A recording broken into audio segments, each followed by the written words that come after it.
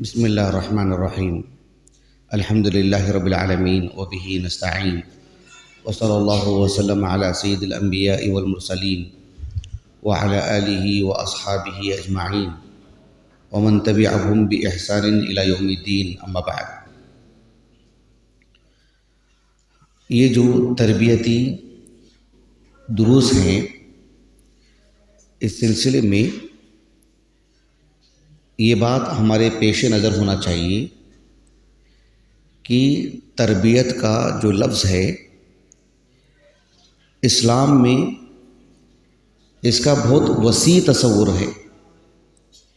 اس میں عقیدے کی تربیت، عقیدے سے متعلق اصلاح، عبادات، معاملات، یہ سب چیزیں اس میں آ ہی جاتی ہیں، لیکن عمومی طور پر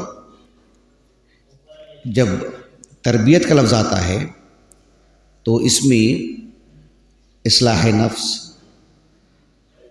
اخلاق کی درستگی، عبادات میں، معاملات میں جو غفلت ہوتی ہے تو اس کی اصلاح پر یہ لفظ دلالت کرتا ہے۔ میں اس نشست میں ایک تربیتی پہلو یہ بتاتا ہوں انشاءاللہ تعالی کہ جس طرح سے بحیثیت انسان بشر ہم سے گناہ ہوتے ہیں، اور گناہوں میں دونوں طرح کے گناہ ہوتے ہیں، کبیرہ گناہ اور صغیرہ گناہ، ویسے ہی نیکیوں میں بھی ظاہر بات ہے کوئی نیکی چھوٹی نہیں ہے۔ اپنے آپ میں کسی نیکی کو حقارت کی نگاہ سے نہیں دیکھنا چاہیے۔ کوئی بھی نیکی ہمارے لیے اللہ رب العالمین کی قربت کا ذریعہ بنتی ہے اور نجات کا ذریعہ بن جاتی ہے، لیکن نیکی میں بھی درجہ بندی ہے۔ تو اس اعتبار سے ہمارے اندر یہ ہمت ہونی چاہیے، یہ عزم ہونا چاہیے اور اللہ سے توفیق مانگنا چاہیے کہ زندگی میں ہم جو بہت ساری نیکیاں انجام دیتے ہیں تو کچھ بڑی بڑی نیکیاں بھی انجام دینا چاہیے۔ بڑی بڑی نیکیاں، اس کا ہماری زندگی پر بہت اچھا اثر پڑتا ہے۔ میں آپ کو اس سلسلے میں ایک واقعہ سناتا ہوں۔ واقعہ بہت مفصل ہے، لیکن اس واقعے سے جو ہمارا موضوع ہے، ہمارے موضوع سے متعلق جو بات ہے، اس کو سامنے رکھنا ضروری ہے۔ امام مسلم ابن الحجاج القشیری رحمہ اللہ، ان کی جو حدیث کی کتاب ہے نا الصحیح، اس میں جو پہلی کتاب ہے کتاب الایمان، اس میں ایک حدیث آئی ہے۔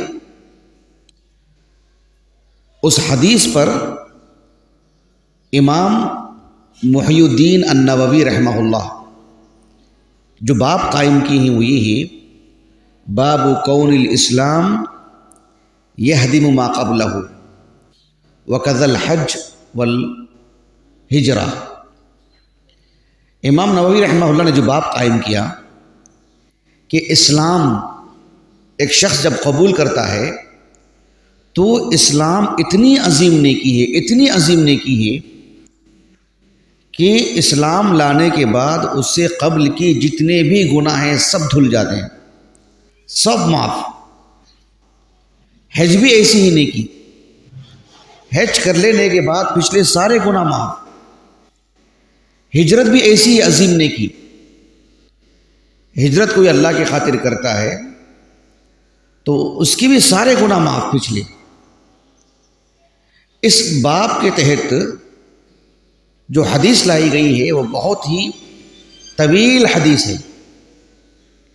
ایک تابعی ہیں جن کا نام ہے عبد الرحمن ابن شماسہ، عبد الرحمن ابن شماسہ المہری المصری، مصر کے ہیں، اوساط تابعین میں آپ کا شمار ہوتا ہے۔ 101 ہجری آپ کا سن وفات ہے۔ کتب ستہ کی سبھی کتابوں میں آپ کی مرویات ہیں سوائے امام بخاری رحمہ اللہ کی صحیح کے۔ اب واقعہ پہ دھیان دیجیے۔ یہ کہاں کے ہیں عبد الرحمن ابن شماسہ؟ کہاں کے ہیں؟ علماء مصر میں سے ہیں، مصر کے ہیں۔ اللہ کے رسول صلی اللہ علیہ وسلم کے صحابہ میں سے ایک معروف صحابی عمرو بن عاص رضی اللہ عنہ، عمرو بن عاص السہمی رضی اللہ عنہ، عبداللہ بن عمرو بن عاص نہیں، ان کے والد عمرو بن العاص، عمرو بن العاص رضی اللہ عنہ یہ مکے میں جو تھے نا، مکے کے رہنے والے ہیں، قریشی ہیں، بنو سہم سے۔ جب مکے میں تھے اسلام لانے سے پہلے، تب بھی آپ اہل مکہ کی نظر میں بہت ہی باعزت، ایک منصب دار آدمی، بلکہ اہل مکہ کی طرف سے وہ ایک قاصد ہوا کرتے تھے، بادشاہوں سے گفتگو کرنے کے لیے، دیگر منصب داروں سے بات کرنے کے لیے، ایک عظیم شخصیت، اسلام لانے سے پہلے بھی۔ اسلام لے کر کے آئے، فتح مکہ کے موقع پر اسلام قبول کیا، اور پھر اللہ رب العالمین کی توفیق سے کئی فتوحات میں وہ شریک رہے، مصر کو فاتح کیا انہوں نے، الحمدللہ مصر کو فتح کیا، مصر کے فاتح ہیں آپ۔ بہت ساری نیکیاں آپ نے انجام دی۔ اللہ کے رسول صلی اللہ علیہ وسلم کی وفات کے بعد بھی بہت سارے امور کو آپ نے انجام دیا۔ اب بات کیا ہے وہ دیکھیے، یہ جو صاحب ہیں عبد الرحمن ابن شماسہ رحمہ اللہ، وہ کہتے ہیں کہ حضرنا عمرو بن العاص، حضرنا عمرو بن العاص، العاص نے العاص، وهو فی سیاقۃ الموت، کہ عمرو بن عاص رضی اللہ عنہ ہم ان کے پاس حاضر ہوئے، گئے ان کے پاس، ان کے گھر، وهو فی سیاقۃ الموت، بالکل موت کے قریب تھے، وہ کچھ دیر میں ہو سکتا ہے ان کی وفات ہونے والی ہے، ان کا انتقال ہونے والا ہے۔ اس وقت ہم ان کے گھر گئے۔ کہتے ہیں کہ عمرو بن عاص رضی اللہ عنہ بہت دیر تک روتے رہے، یبکی طویلا ویحول وجہہ الی الجدار، چہرے کی طرف منہ کر کے خوب رو رہے تھے، خوب رو رہے تھے بہت دیر تک۔ ان کے جو فرزند ہیں عبداللہ بن عمرو بن عاص رضی اللہ عنہما، وہ کہتے ہیں اپنے والد سے، یا ابتا اما بشرک رسول اللہ صلی اللہ علیہ وسلم بکذا، 2 مرتبہ آپ نے کہا، اپنے والد سے کہہ رہے ہیں کہ آپ اتنا رو رہے ہیں، اتنا رو رہے ہیں کہ اللہ کے رسول صلی اللہ علیہ وسلم نے آپ کو خوشخبری نہیں دی جنت کی، آپ کو جنت کی خوشخبری نہیں دی اللہ کے رسول نے، اتنا رو رہے ہیں آپ، ایسے کہا ان کے فرزند نے۔ کم و بیش 40 سے 50 ہجری کے درمیان انتقال ہوا عمرو بن عاص کا رضی اللہ عنہ۔ تو عمرو بن عاص رضی اللہ عنہ نے اپنے بیٹے سے کہا کہ دیکھو، ہمارے لیے سب سے بڑی نیکی یہ ہے کہ ہم نے شہادتین کا اقرار کیا، ہمارا یہ کہنا کہ اشہد ان لا الہ الا اللہ وحدہ لا شریک لہ واشہد ان محمدا عبدہ ورسولہ، یہ ہمارے نزدیک سب سے عظیم اور سب سے افضل عمل ہے۔ لیکن عمرو بن عاص رضی اللہ عنہ نے کہا، کنت علی اطباق 3، کیا کہا؟ انی کنت علی اطباق 3، اپنے بیٹے سے کہہ رہے ہیں کہ میری زندگی کے 3 مرحلے ہیں۔ کتنے مرحلے؟ میری زندگی کے 3 ادوار ہیں۔ انی کنت علی اطباق 3، میری زندگی کے 3 مرحلے، تین بڑے حصے ہیں میری زندگی کے۔ کہا کہ پہلا حصہ کون سا؟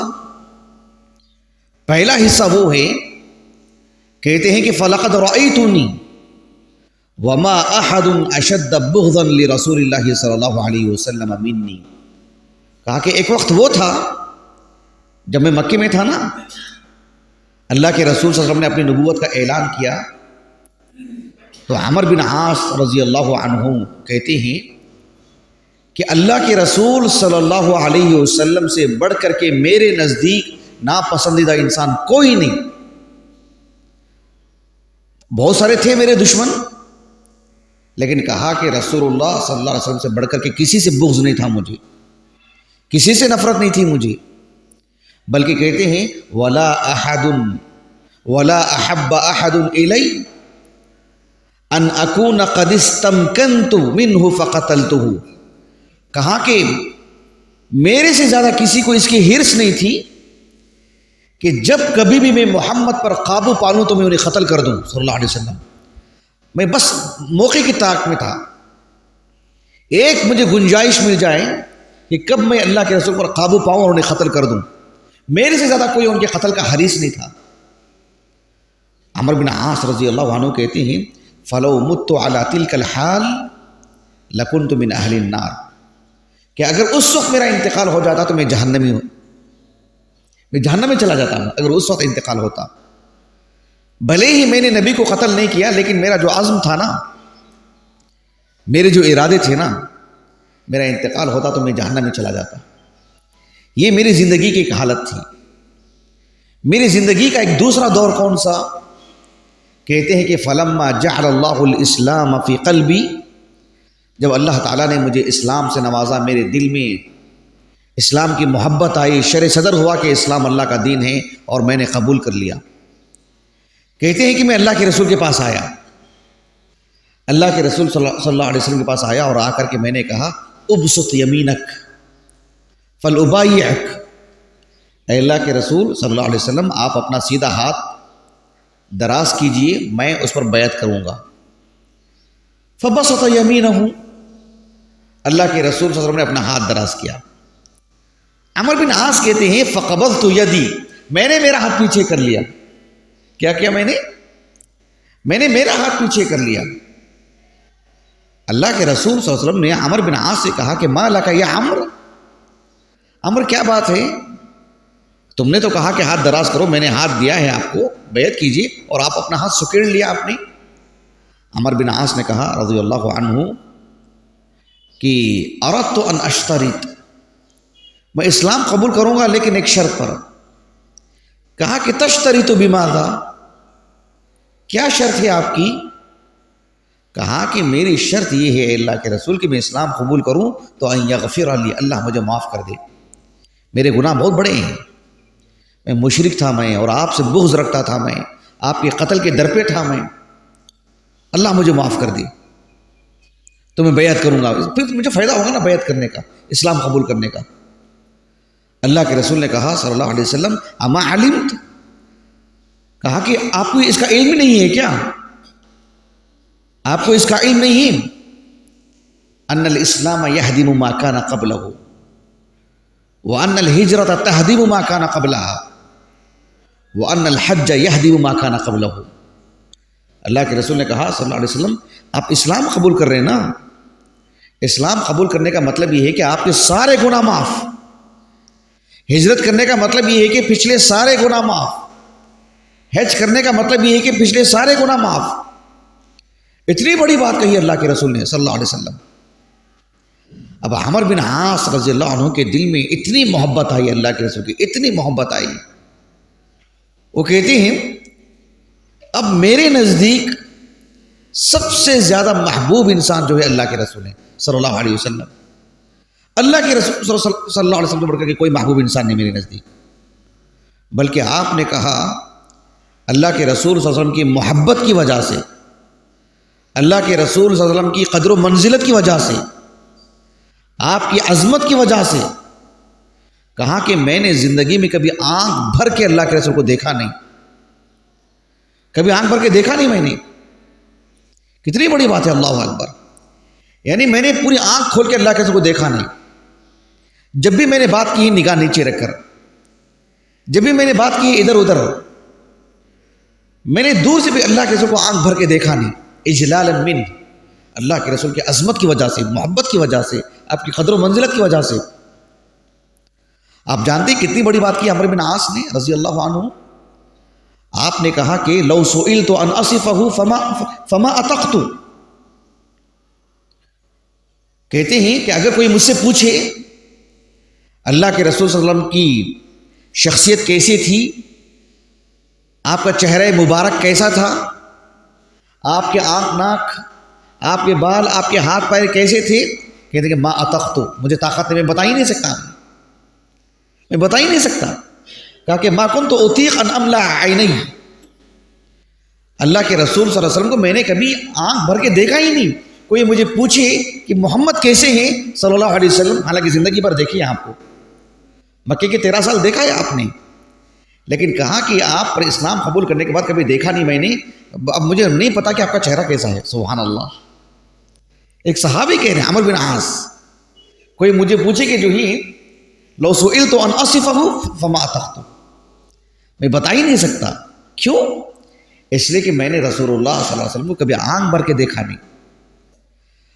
اچھا، عمر بن عاص کہتے ہیں رضی اللہ عنہ، فلو مت علی تلک الحال لرجوت ان اکون من اہل الجنہ، اگر نبی کے ہوتے ہوئے جو میری دل کی کیفیت تھی، اگر اس وقت میرا انتقال ہو جاتا تو اللہ سبحانہ و تعالیٰ سے قوی امید تھی کہ میں جنتی ہو جاتا.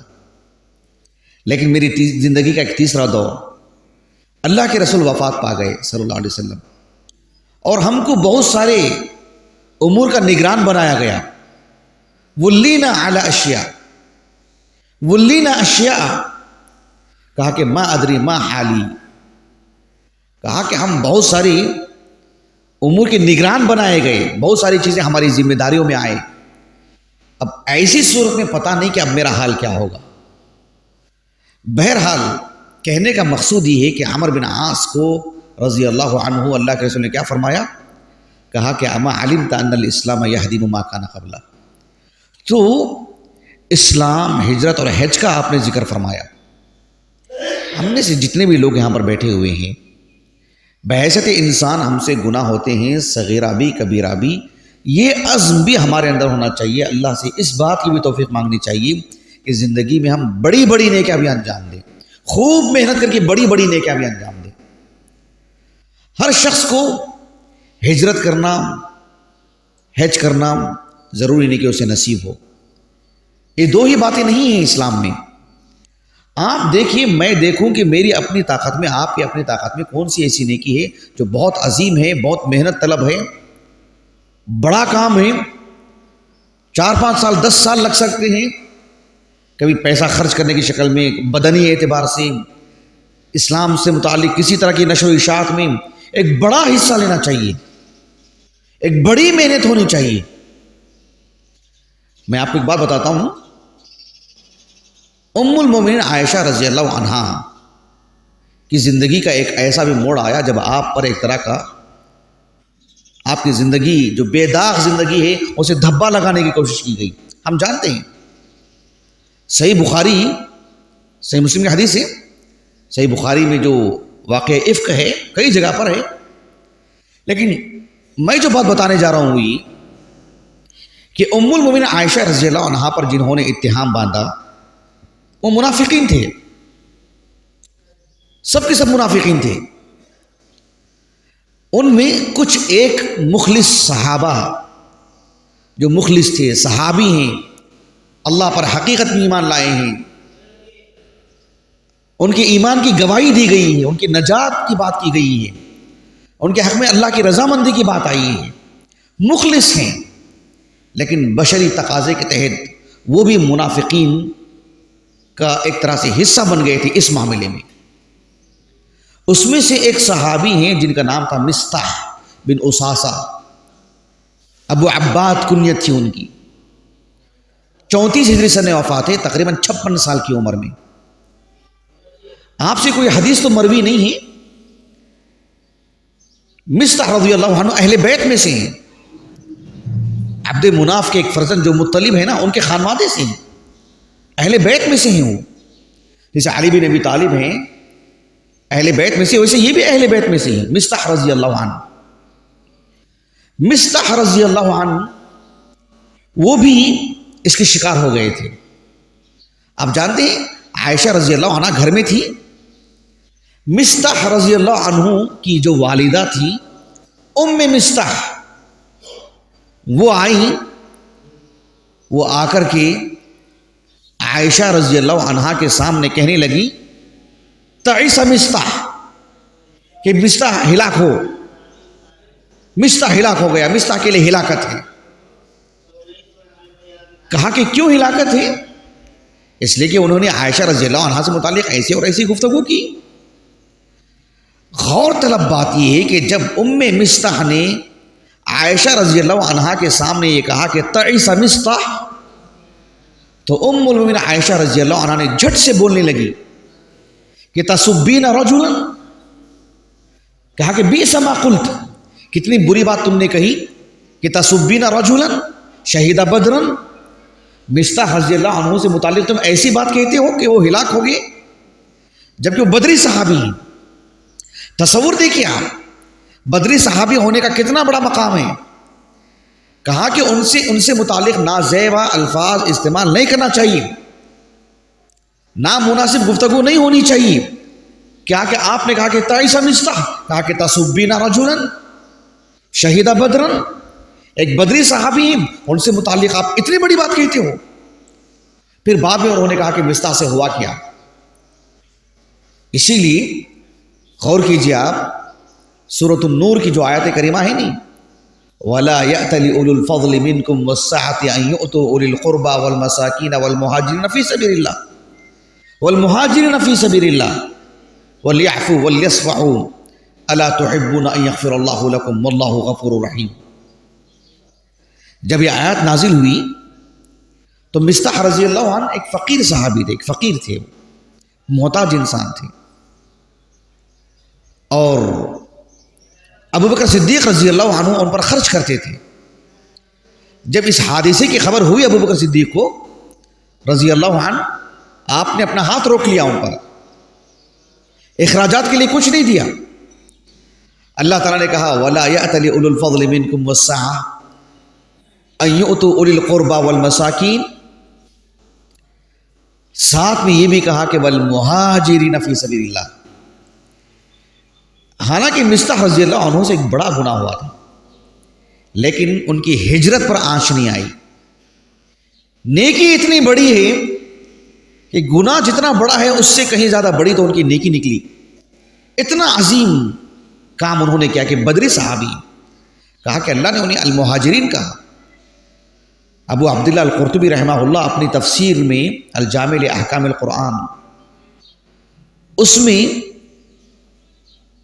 عبداللہ بن مبارک رحمہ اللہ اور دیگر اصحاب علم کی طرف سے قول نقل کیا ہے، کہا کہ هذه ارجى آیت فی کتاب اللہ، قرآن مجید میں یہ آیت کریمہ سب سے زیادہ نجات پر امید دلانے والی آیت ہے کہ کتنا بڑا گناہ ہوا تھا مستح رضی اللہ عنہ سے۔ آپ علیہ السلام کی زوجہ مطہرہ پر انہوں نے کتنی بڑی بات کہہ دی، سبحان اللہ۔ دفاع میں تو اللہ نے آیتیں نازل کر دی، اتنا بڑا گناہ، لیکن سبحان اللہ اس کے مقابل میں نیکی اس سے بہت زیادہ بڑی۔ بدری صحابی، اس عظیم نیکی نے اس گناہ کو دھو دیا ان کی۔ اللہ اکبر۔ اللہ کے رسول علیہ السلام کے ساتھ بدر میں شریک ہونا اس کی اتنی بڑی فضیلت ہے۔ بدر کی بات آتی ہے تو ایک اور بات بتاؤں میں آپ کو کہ اللہ کے رسول صلی اللہ علیہ وسلم جب حدیبیہ میں صلح کی تھی نا، اور انہوں نے عہد شکنی کی، اس صلح کو ختم کر دیا انہوں نے عملی طور پر قریش مکہ نے، تو آپ علیہ السلام نے پورے رازداری کے ساتھ پورے صحابہ کو یکجا کیا اور ایک ساتھ لے کر کے نکلنے والے تھے مکہ کی طرف۔ لیکن حاطب بن ابی بلتعہ رضی اللہ عنہ 30 ہجری آپ کا سن وفات ہے، آپ سے بھی کوئی حدیث مروی نہیں ہے۔ حاطب بن ابی بلتعہ رضی اللہ عنہ وہ اپنے گھر والوں کی حفاظت کی خاطر اسد بن عبد العزا کہ کچھ گھر والوں کی طرف آپ نے خط لکھ دیا، ایک چٹھی لکھ دی کہ اپنی حفاظت کر لیجئے اور میری بیوی بچوں کی حفاظت کیجیے۔ اتنی ہی بات ہوئی، وہ تو وحی کا دور ہے، اللہ کے رسول کو اس کی خبر ہوئی علیہ السلام، آپ نے زبیر بن عوام اور علی بن ابی طالب رضی اللہ عنہما کو بھیجا۔ بہرحال وہ خاتون لائی گئی، وہ چٹھی بھی ملی اور معلوم ہوا کہ وہ چٹھی دینے والے حاتم بن ابی بلتعہ ہیں۔ حاتم بن ابی بلتعہ رضی اللہ عنہ آئے اور اپنی صفائی میں بات پیش کی، اپنا عذر پیش کیا، وجہ بتائی، اور اللہ کے رسول نے جانے دیا صلی اللہ علیہ وسلم۔ کچھ لوگوں نے آپ کے بارے میں منافق کہا، کیونکہ گناہ کوئی چھوٹا گناہ نہیں تھا، پوری مملکت اسلامیہ کے ساتھ دھوکا تھا ظاہری اعتبار سے، بہت بڑا گناہ، پورے مسلمانوں کے ساتھ ایک اعتبار سے انہوں نے وہ ایک خدا کا معاملہ تھا، دھوکے کا معاملہ تھا، راز کو افشا کرنے کا معاملہ تھا، گناہ تو بہت بڑا تھا۔ اور صحابہ نے آپ کے بارے میں جو باتیں کہی ہیں وہ بھی اسی کے پیش نظر کہیں، لیکن اللہ کے رسول نے کیا فرمایا صلی اللہ علیہ وسلم، لا تقولوا له الا خیرا، آپ ان سے متعلق صرف خیر والی گفتگو کیجیے، ان کے حق میں نامناسب بات مت کہیے۔ عمر بن خطاب رضی اللہ عنہ وہ آئے اور آ کر کے کہا کہ اے اللہ کے رسول، انه قد خان اللہ ورسولہ والمؤمنین فدعنی فلیضرب عنقہ، آپ مجھے موقع دیجیے، اجازت دیجیے، ان کی گردن اڑا دیتا ہوں میں، اس لیے کہ دھوکہ کیا انہوں نے اللہ کے ساتھ، رسول کے ساتھ، پورے مسلمانوں کے ساتھ۔ اور دیکھو جس جذبے کے ساتھ عمر بن خطاب نے کہا، اسی جذبے کے ساتھ اللہ کے رسول نے کہا الیس من اہل بدر، سبحان اللہ، کیا وہ بدری نہیں؟ ٹھیک ہے گناہ بہت بڑا ہے، لیکن کیا وہ بدری نہیں؟ سبحان اللہ، الیس من اہل بدر۔ دیکھو زندگی میں بڑی نیکی انجام دینے کا کتنا فائدہ ہے، اللہ اکبر، ہماری نجات میں کتنا اثر ہے اس کا، بڑے بڑے گناہ دھل جاتے ہیں، اللہ اکبر سبحان اللہ۔ کہا کہ الیس من اہل بدر، لعل اللہ اطلع الى اہل بدر فقال اعملوا ما شئتم فقد وجبت لكم الجنہ، اللہ رب العالمین اہل بدر کے اعمال سے باخبر ہوئے، واقف ہوئے، مطلع ہوئے، اپنی یہ صفت اطلاع ہے اللہ رب العالمین کی شان کے مطابق۔